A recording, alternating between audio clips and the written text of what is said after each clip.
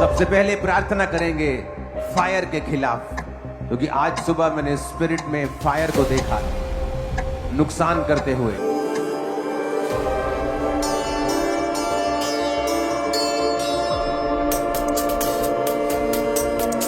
जैसा कि परमेश्वर के वचन में लिखा है, आमोस की किताब अध्याय 3 उसकी 7 आयत में कि प्रभु यहोवा अपना मर्म यानी अपने भेद अपने दास भविष्यद्वक्ताओं पर प्रकट किए बिना कुछ नहीं करता।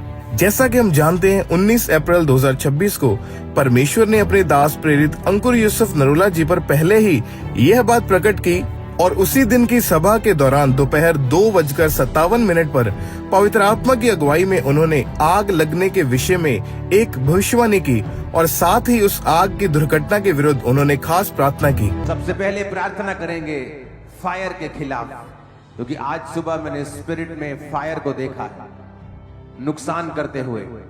अपने हाथों को उठाएंगे। खुदा बाप, जहां जहां भी वो एक्सीडेंट जो इंसिडेंट होने वाले हैं फायर के कारण, उठाओ अपने हाथों को अपने देश के लिए। फायर के खिलाफ प्रार्थना करेंगे राइट नाउ। वो जहां भी हो, वो किसी चर्च में हो, किसी घर में हो, किसी हॉस्पिटल में हो, किसी और प्लेस पे हो। और फिर इस भविष्यवाणी के ठीक 15 मिनट बाद एक घटना घटती है। कतनारपट्टी तमिलनाडु के विरुधनगर जिले में रविवार 19 अप्रैल 2026 को एक पटाखा फैक्ट्री में भयानक विस्फोट हुआ।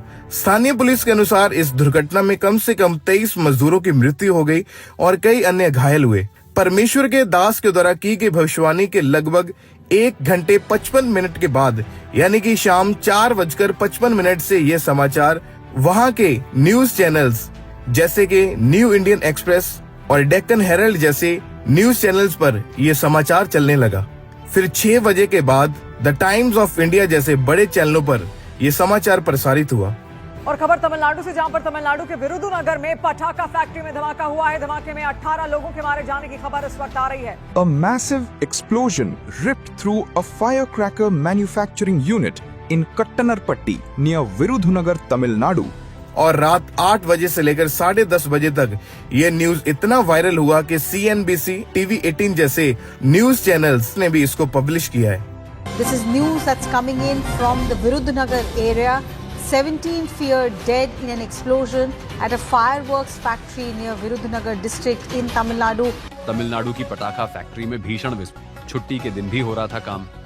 राहत बचाव कार्य जारी है। तमिलनाडु के विरुधुनगर जिले का है मामला। हालांकि समाचारों के अनुसार वहां 100 से अधिक मजदूर उपस्थित थे, पर परमेश्वर के दास के द्वारा की गई भविष्यवाणी उसके बाद की गई सामर्थ्य प्रार्थना के द्वारा परमेश्वर ने इस दुर्घटना में होने वाले बड़े नुकसान से लोगों को बचाया।